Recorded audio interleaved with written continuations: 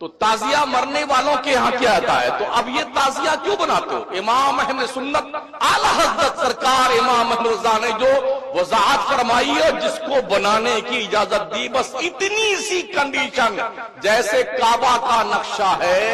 जैसे गुंबदे खजरा का नक्शा है, इमाम सरकार हुसैन के रोजे का हूबहू नक्शा, इसे बना के तस्वीर खींच करके या बना करके अपने घर में सजा के रख लो, बस इतना ही इसकी असल है। बनाना, घुमाना, नचाना, फिराना, चौक पे लाना, हुल्लड़बाजी करना, अपनी ही बहन बेटियों को पूरी कौम और पूरे गांव हर मजहब के लोगों को के सामने बेआबरू करना, यार ये लॉजिक तो बहुत सर जा रही है।